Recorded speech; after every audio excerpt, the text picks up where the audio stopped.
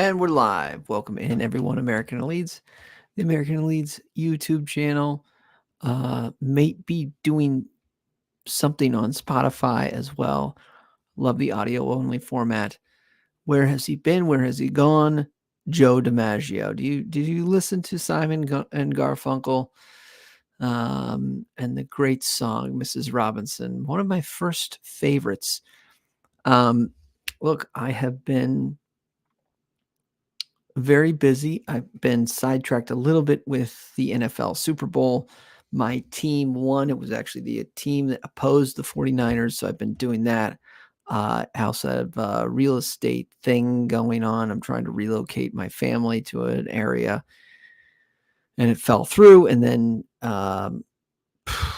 look, I mean, we're all just cheers. We're all fighting it. We're all being in it. We're all doing it. Black chai tea. Okay. Steam's coming off it. You probably can't catch that in the camera. Delicious. I'm a chai guy. I like the warming spices. I need to get going. I need to get energy. Obviously, you can produce your own energy, but I'm a chai guy. I didn't even know that rhyme, but I'm chai. Chai man. Black chai tea. Are you still buzzing? I'm still buzzing. Obviously, I saw the incredible win by the Mighty Whites against the Foxes. I mean, it was a heavyweight battle. It was like you were jabbing in the first half, and you tried to lay some haymakers in the second half, and then Jorginho, I mean, he did that little run for the first goal, and you're going, keep it going, Georgie, keep it going, fired at goal, and block shot fell to Connor Roberts, bang. That was my favorite goal of the three. That was my favorite goal. It wasn't a deflected goal, and he just passed it into the net. It just comes to your feet, you pass it into the net. There's something beautiful about that. And then obviously Archie's goal. I mean, we're all going mental at that point. And cheeky. I think that's a cheeky freaking goal by Dan James and Patrick Bamford. That had to be something that they practiced on the pitch, on the training ground. Put his little knee out, hit this kneecap. I thought it was funny that both the gentlemen celebrated in different corners of the ground, but Patty Bamford thought it was his. Dan James, I tell you what, if you can hit somebody's kneecap with that amount of precision and that amount of English, so to speak, you know what? I think you can claim the goal as much as Patrick Bamford. Oh, what a night. What's that? Who was that singing that? Frankie Valli in the Four Seasons. Beautiful game. Let's talk about, hopefully I can share this. We're going to dig into we're going to dig into Farke. We're going to dig into Maresco. What does he say about it? Obviously they had opportunities, but and then we're going to look a little bit at Chelsea coming off a very disappointing Carabao Cup final loss. I mean, that was Liverpool. That had to be Liverpool's C team you lost to. I mean, I can't believe you lost that game, Chelsea. I mean, I really can't. Will they be hung over in terms of a loss, or will they want to respond against us? And it'll be a good litmus test, because if we allow the same opportunities that we allowed Leicester, I feel like Chelsea will probably put those away, and it'll be 3-4-0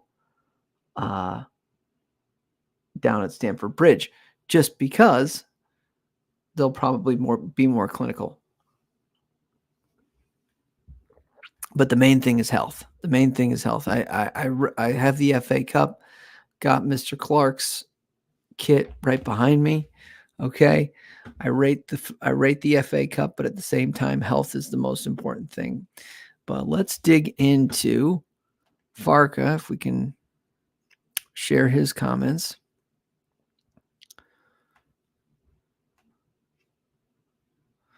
After the victory at Ellen Road. Ellen Road, the Whites are one of the hottest teams in Europe and undefeated in their home ground. Their home ground is a fortress, Ellen Road. With that one, some night that, wasn't it?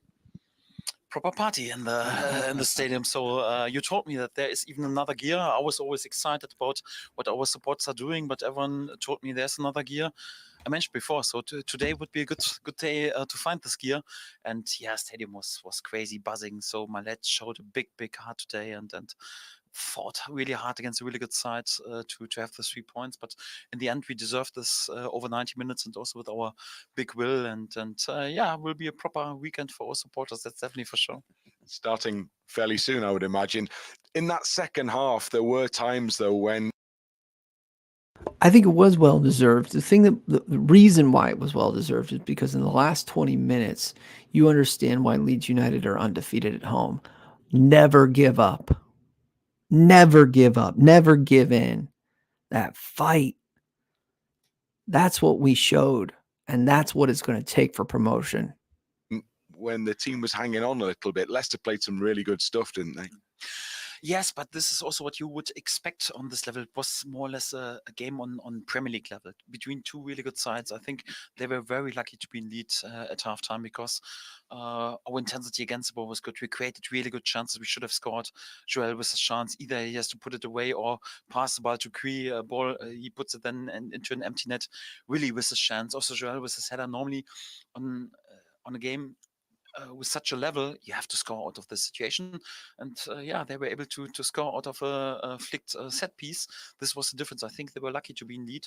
Then we had to really to dig in for 20 minutes. And we were then a bit lucky not to concede the second goal. But you also have to survive such periods in such a game and show big heart to fight your way back into the game. And I think in the last 15, 20 minutes, again, we were fantastic and wanted to have this win. Even the goals were goals of will and intensity and win the ball back and win the offensive duel. So it was yeah, it was unbelievable energy and intensity of my lads. They showed big fighting spirit and togetherness. Exactly what Leeds United is all about. And for that, I think we deserve to have the 3 points. And yeah, if you do this, and like I mentioned, you can have a proper party. I think as the season progresses, the character of the side is really coming to the fore. We had to show a lot of character, but the 12th men, I mean, the crowd, they were everywhere was going absolutely crazy. They need something to feed off of. They certainly helped the team as well. Yes, obviously. So I think we give them a lot to cheer about at the moment. So with win after win, and also with great performances, and right now also with great fighting spirit, and this is what this club is all about. If you show unity and togetherness and fighting spirit, then Leeds United can be successful. But you have to be united, and this is what we are as a group with players, the group with our staff within the whole club, and yeah, our biggest asset and biggest value of our club are our supporters. They're second to none in this even in the whole country. And soak it in. Soak it in, Leeds United fans. Soak it in, West Yorkshire. Soak it in, the Whites across the world. Soak it in. I mean, a year ago we were pining for a win, for a result, for the guys, for that team, unfortunately, who was unfortunately full of frauds, to fight. And back to back, I think we had the most losses in February under Bielsa, and then only to be matched the following year under the mirage of teams that we played.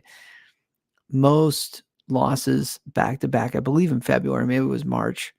And now we are number one in the form table. We have not lost since the turn of the calendar year. And these moments, no matter what league we're in, are rare. And so let's soak it in. Let's soak up the atmosphere and let's keep the winning mentality going. I have to say I'm pretty happy for them and delighted for them that after really 2 years of difficulties and suffering, they are capable right now to enjoy such a really good period, such a successful period with proper football and also proper fighting spirit and unity. And they definitely deserve to enjoy this feeling. You praise the players, but we're going to praise the manager because your substitutions were excellent and made a big difference in that second half. Yeah. Credit the gaffer. He did get it. He got the substitutions right. Obviously, both fullbacks scoring. He switched the Gray late and brought on Connor Roberts, and so credit him. Got it right. Yes, but I'm there in order to help my players. We had also a period when I got the feeling, no, we just have to stay in the game, and then when I got the feeling, okay, right now we have to change a bit. You can have an idea that you bring Connor Roberts in because I got the feeling so he's always there with end products, either with an assist or with a goal. And in this game, I trusted also Archie to play on the left fullback position. He never played there.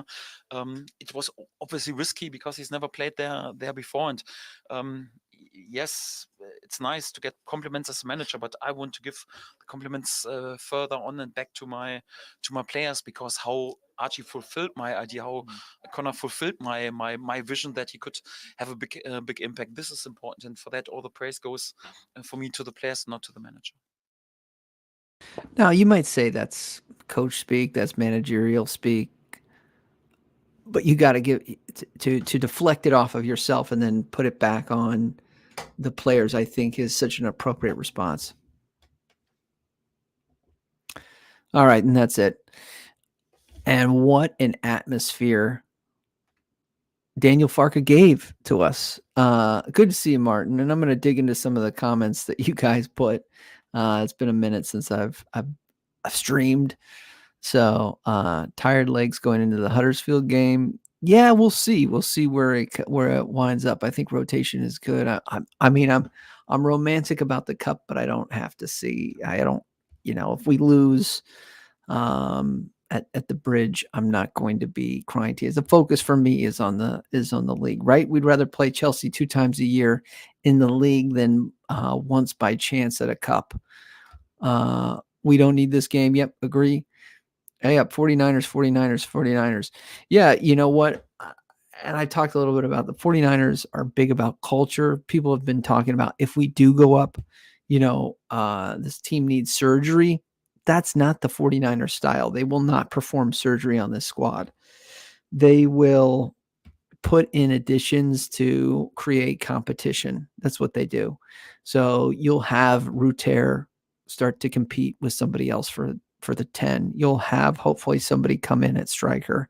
You'll have additions in the back line where there's healthy competition, but you're not going to have a full-on surgery type of situation where, I don't know, you're out is Cree and in is somebody else, or out is Nanto and James and in is you're going to have completely different wingers. I think a full-blown surgery will not happen if we do, touch wood, get promoted. They will bring in healthy competition. That's what they like to do. The right personality plus competition. We will see. Let's check into the atmosphere that Daniel Farke was talking about. I mean, buzzing, right? I'm still buzzing. Hopefully you're still buzzing. But Ellen Road was rocking after this game, and the players were rocking. This is what we as fans dream of. And again, this team, right?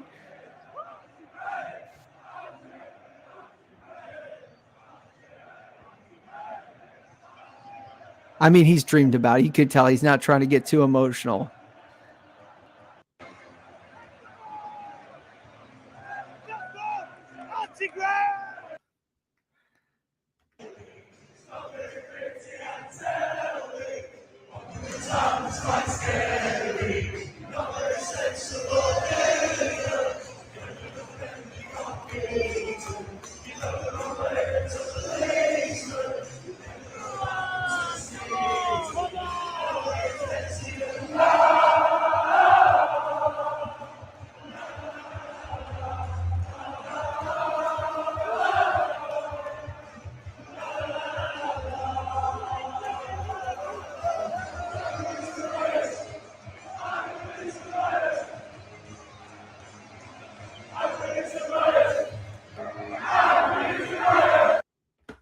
Hey, that's what it's all about, right? So let's dig into the Foxes. I mean, incredible atmosphere. I mean, when do you see? It's rare moments, right? So you just got to soak it in. That's what I was saying at the beginning. We'll listen to Enzo, and then we'll kind of take a peek at Chelsea. See if Enzo plays here. See what he says. Probably should have win, and it should have. Hey, you got to put your chances away. Enzo, obviously a disappointing result, but how do you reflect on the performance on the game tonight? Yeah, I think I just said we dominate the game. We control the game for 80 minutes. We create many chances. At the end of football, it's a matter of take chances. We miss it, and yeah, we go again. An early goal, and as you said, the game plan was going so well. Yeah, I think as we said, the first half and part of the second half for 80 minutes until we concede the goal. I think we were very good playing the way we want to play, creating many chances, and yeah. But already happened in the last 2 games that we create many chances and we miss. And at the end, as we said, football is a matter of take chances, and we will take it. For so long in the second half, that pressure was intense, and the chances were coming, as you say, they weren't being taken on. In other games, we've taken those chances. Just one of those nights? No, I think anyway, to come here and dominate the game for 80 minutes is important. It's an important message for everyone, for the club, for the fans, for us. I know that has been a shame because you want to win. You come here to win, but the way we draw points has been a shame because we completely deserve to win the game. Is that the message to the players, not to be down about the result and focus on what was a good performance? Yeah, absolutely. But for the players, for everyone, I think it has been so clear that tonight there was one team that completely dominated the game. A talking point when it looks as though Patson... Again, is this manager able to speak? Does he actually think this? Is this what he's trying to say to the players? I wouldn't necessarily go as far as a complete domination, even for 70 to 80% of the game, or 70, 80 minutes of the game. I wouldn't say that. What I would say is that they didn't take their chances. There were times where Leeds didn't take their chances, and certainly if that set piece goal, second set piece goal went in, maybe the game's a little bit different, but this is the EFL. This is you don't have VAR. At the end of the game, that fight that we showed, they were clearly taking their pedal off the gas, and we dominated the last 20, 25 minutes of the game. So unfortunately, those are still that's still part of the game, Enzo. And so look, it's an excellent game for the EFL, for the championship, for advertising that brand of game. I think it feels these 2 matches against Leicester that have felt the most like a Premier League match. But hey, the scoreline is the scoreline. Daka's goal should have counted when we saw the replays. I don't know if you had a chance to look or comment on that. No, unfortunately, I didn't see. I didn't watch. Would have been a crucial time in the game to get that second goal. Yeah, but we had many more chances. Lots to look forward to this season. Cup game around the corner. Great position in the league. Lots to be excited about. Yeah, absolutely. I think we have to analyze the game, and the game was very good. Unfortunately, as we said, has been a shame for the last 10 minutes. But it's what it is. I think this guy gets absolutely waxed in the Premier League. If he comes out and plays like this current squad, I mean, they could have a few additions, but the Premier League is just so much more difficult to try to play this, and must pass many times before we score. Blah, blah, blah. That's all fine and great when you're playing against, Bristol City. Unfortunately, I think he's going to have a rude awakening. And he probably gets promoted. We are 6 points back. The race is on, in my humble opinion. And there's a really great little infographic at the run-in of the top 4. Let's see if I can try to share this. Shout out to Adonis for sharing this. And I believe Adonis has a big social media presence. Let's take a peek at this. This is just a run-in of the top 4. So, and his predictions, right? So he thinks Leeds United go up on goal difference here. Huddersfield, Stoke, Wednesday, Millwall, Watford, Hull, Cove, Sunderland, Blackburn, Middlesbrough, QPR, and Southampton. That last game is going to be crazy. Hopefully Southampton fall off before then, and it's not as crucial as it is. Shout out to the Tractor Boys to continue to they ship goals. It's very hard for them to keep a clean sheet. I'm always astonished that they win and then concede goals at the same time, but they're getting away with it. We will see how much they fall off. And then Leicester, even though we've done the double over them, I still, this league, for whatever reason, the drop off after these 4 teams is so big.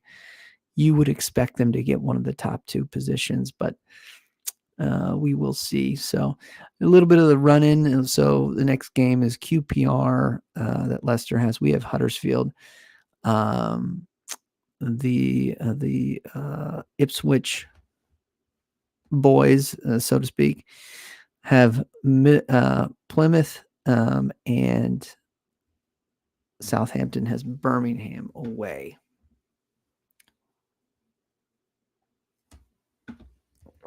The only team with a home game is Leicester. Everybody else is away. This is at the Adelites.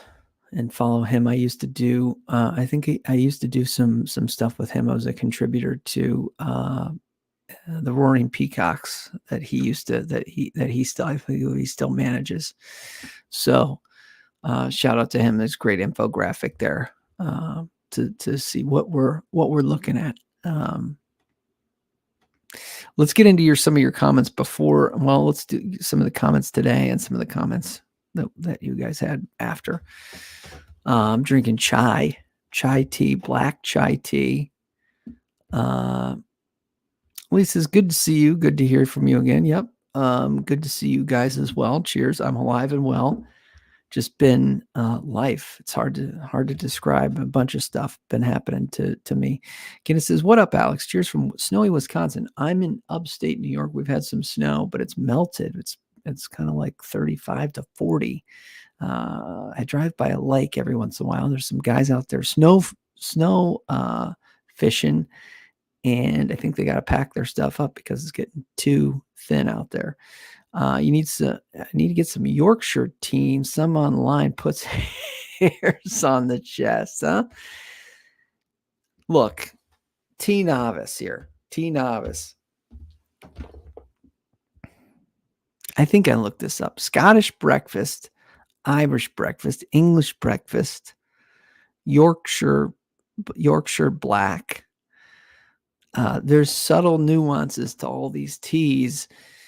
It's I don't know. I might have to do it. And then who's the producer that's actually doing these correctly, right? Yeah. And then the milk to sugar ratio, that's all personal, right? I'm a purist. Limbs, bodies everywhere. Oh my God, it was great. Maybe a notable defeat against Chelsea is better than for us to know Huddersfield rather than the Dog Brothers bringing us down. Yeah, I mean, we'll see, right? Like, they'll be pissed off, right? They lost today, but I just think they'll probably put their chances away. To me, it's a free hit. Chelsea's it's a free hit. The main thing is health. I think he basically starts with his back line and his 4-2. He basically starts with that relatively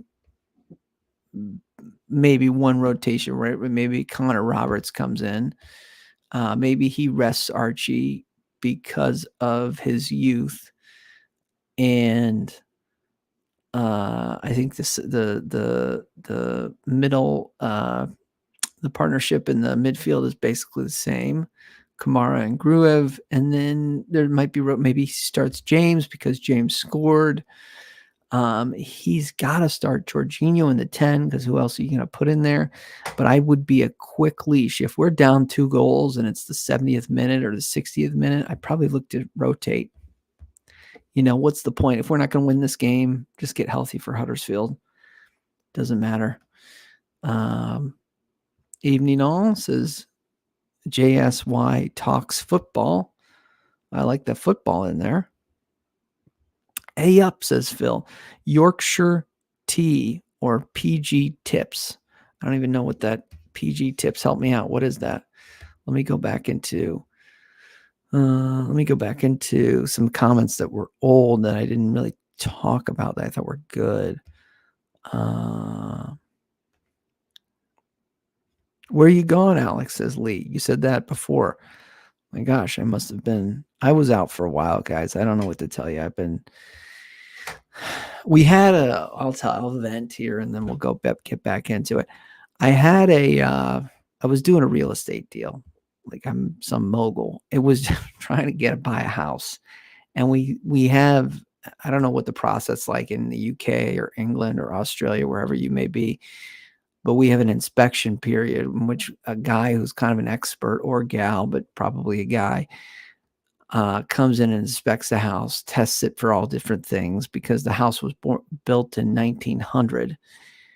And so we put this offer in on what we think the house worth. They accepted it. And the inspector comes in and kind of does this assessment. There's several assessments. There's another level of assessments after this period, but I digress. And the guy tests it and was full of mold, and then it was full of asbestos, and then it was full of radon. It was like too many things where like 1 out of these 3, we probably would have rolled with it, done an abatement. But all 3 of them made us walk away. There's a out in the contract where you can kind of walk away. And we had to walk away. It was just too many things.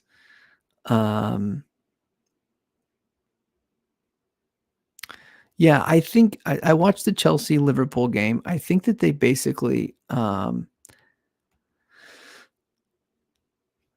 they put everything they could into that game, into that Liverpool game, and Liverpool still won. So I think they might be a little bit down on themselves. And I don't think that they will. I don't think they'll produce at the level that they were producing at for this game. So I think we'll see what they come up with. Let's look at Chelsea's lineup today. And then it went to overtime. And then we'll skedaddle out of here.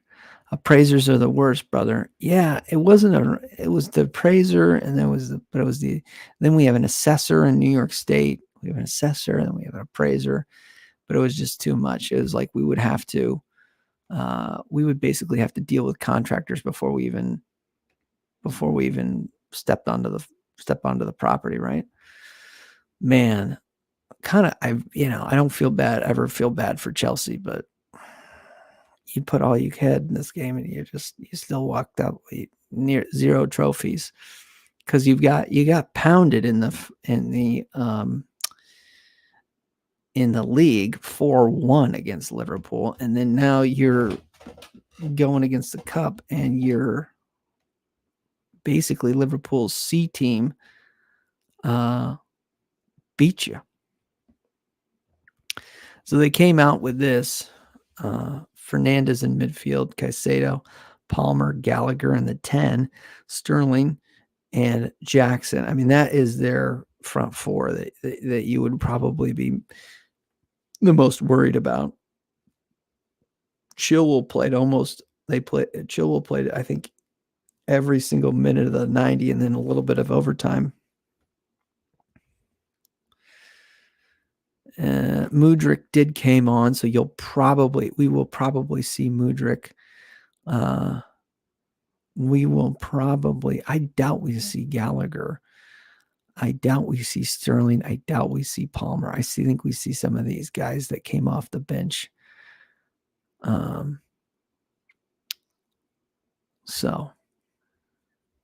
But they will be probably able to finish their dinner, right? I doubt we see Chilwell. And Petrovic was very good. He was a very good goalkeeper. Look, is the free hit.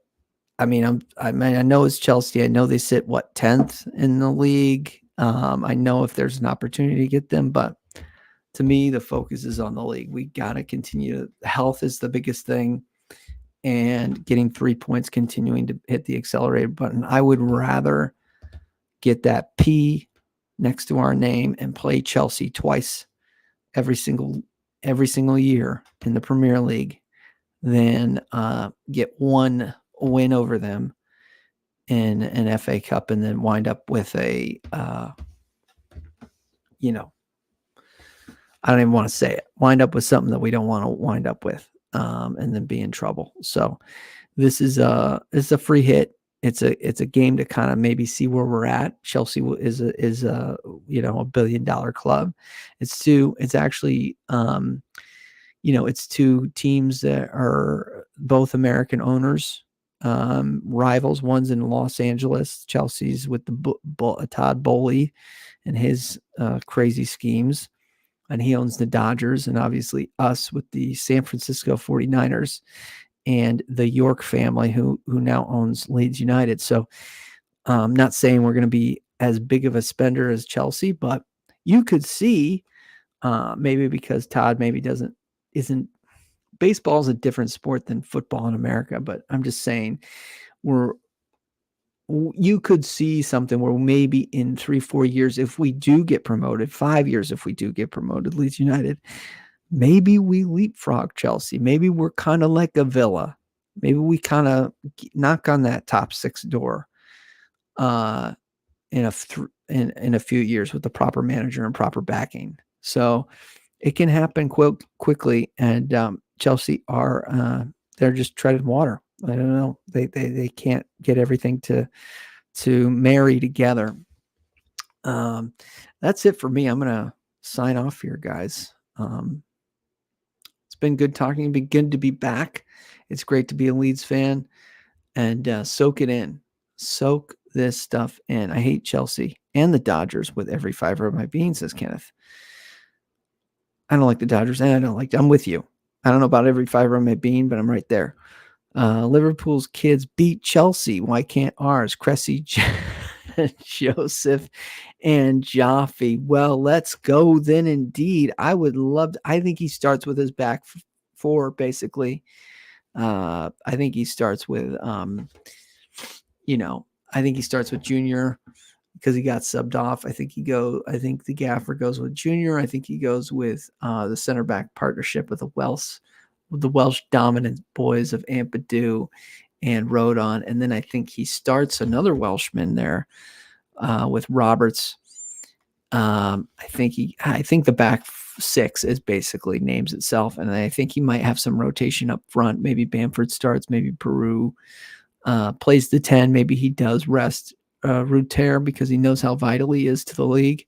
But I think that's where he's going to rotate, is up top. He's not going to rotate his back six, really, because I think he likes the build-up. And I think he wants to have a go at Stamford Bridge. I don't think he's going to come out with a completely soft squad.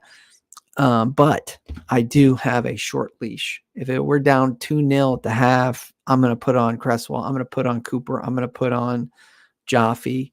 I'm going to just say maybe at minute 60, 45 to 60, I'm going to start making rotations because this is about the league. This is about winning. This is about promotion. I'm having a tenner 9th Leeds this week to beat Chelsea. Gotta be worth, I think you meant a pint. No risk. Why? No risk. Wrote on Ampadu. The league must be a priority. Yeah, I agree. I just think he's going to, it's something about his build-up. even when he's played other cup games, I think in the Carabao Cup, remember Ampadu played. He just never gets rotated. Ampadu never gets rotated. So, but I would be very quickly to take him off. All right, that's my time. I'm out of here. Thank you guys so much for tuning in. Smash the like the smash. Appreciate you. Up the whites. Leeds.